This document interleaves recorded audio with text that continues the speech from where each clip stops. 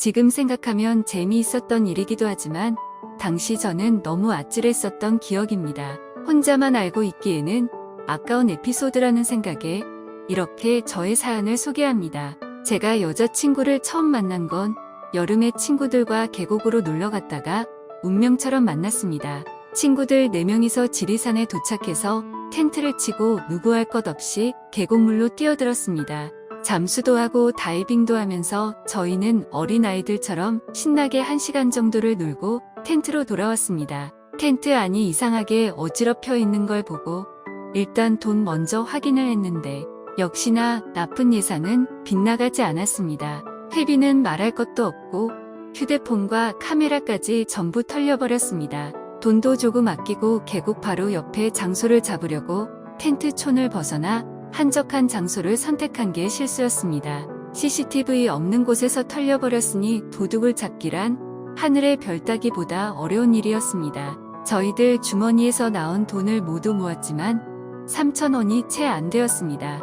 그나마 3일 동안 캠핑할 계획으로 이것저것 미리 사가지고 온 것들이 많아서 그나마 다행이었습니다. 일단 저희는 당장 돈이 필요한 건 아니니 밥부터 먹기로 하고 준비를 하였습니다. 그런데 알고 보니 저희 옆에 여자 2분이 놀러온 텐트가 있었는데 그 텐트도 도둑을 맞았고 그녀들은 저희보다 훨씬 더 심각한 상황에 직면했습니다. 캠핑 초보였던 그녀들은 식사는 사 먹을 생각으로 먹을 것을 준비하지 않았다고 합니다. 남은 것이라고는 과자 몇 봉지와 맥주 캔 몇 개가 전부였던 그녀들에게 저희도 똑같이 도둑 맞았다고 말하고 일단 같이 식사부터 하자고 했습니다. 전부 털리고 앞이 캄캄했었는데도 입안에 들어가는 삼겹살은 왜 이리 맛있고 고소한지 정말 꿀맛이었습니다.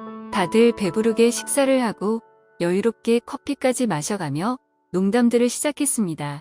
누가 보면 저희가 도둑 맞았다는 소리는 거짓말이라고 생각할 정도로 저희는 아무렇지 않게 계곡 안에서 웃음소리를 키워나갔었습니다.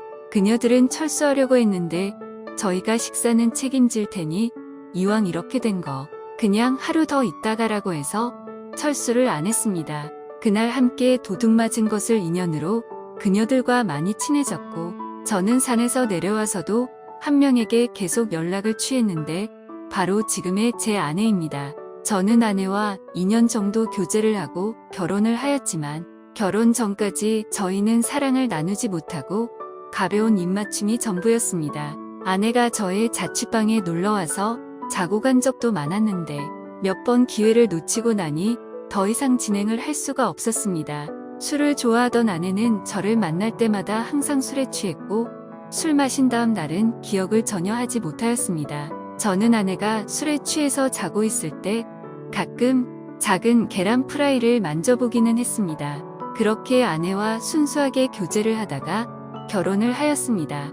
저희는 신혼여행을 발리로 갔고 드디어 아내와 기다리고 기다리던 첫날 밤을 보내게 됐습니다. 아내와 저는 가볍게 와인을 마시고 역사를 만들 곳으로 자리를 옮겼습니다. 저는 전에도 아내가 술에 취해 잘 때면 이곳저곳 검사를 다 해봤기 때문에 긴장이 안 됐는데 침 넘기는 소리가 제 귀에 들릴 정도로 아내는 긴장을 많이 한 것 같았습니다. 아내가 술 취해서 골아떨어진 모습만 보다가 저를 기다리며 긴장하고 있는 걸 보고 있으니 저도 조금은 설렜습니다. 저는 눈을 감은 채 저를 기다리는 아내의 입술에 입을 맞추고 계란 프라이에 손을 올렸다가 저는 깜짝 놀라서 뒤로 넘어졌는데 그만 침대에서 떨어지고 말았습니다. 아내도 너무 놀라서 무슨 일인데 갑자기 그러냐며 혹시라도 다치지는 않았는지 걱정을 많이 했습니다. 제가 놀란 이유는 아내의 계란 프라이가 갑자기 아주 커다란 타조알로 바뀌어 있어서였습니다.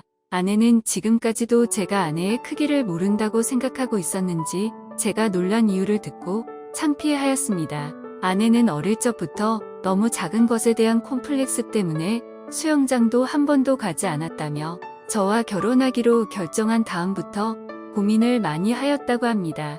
혹시라도 제가 아내의 크기 때문에 자기를 멀리하지는 않을까 하는 걱정이 제일 많았고 그래서 결혼식 한 달 전에 큰 용기를 내서 수술까지 받았다고 털어놓았습니다. 저도 아내에게 당신이 술 취해서 골아떨어지면 가끔씩 손을 대봐서 알고 있었다고 솔직하게 말했고, 내가 당신을 사랑해서 결혼하는데 왜 바보같이 혼자 고민했냐며 감싸줬습니다. 아내는 내가 놀라서 침대에서 떨어진 게 생각났는지 타조알처럼 커진 게 그렇게 놀랄 일이냐며 제가 원하면 다시 예전처럼 작게 수술하겠다고 웃으며 협박하는 아내였습니다. 저도 남자인지라 커져버린 아내를 보고 있으면 설레는 마음을 주체하기는 힘들어지더군요. 아내 역시 타조알로 바꾸고 나서는 짧은 민소매 티나 움푹 파인 셔츠를 자주 입고 나가고, 집에서도 샤워하고 나오면 제 앞에서 자랑하듯 어깨를 펴고 물기를 보란 듯이 천천히 닦곤 합니다.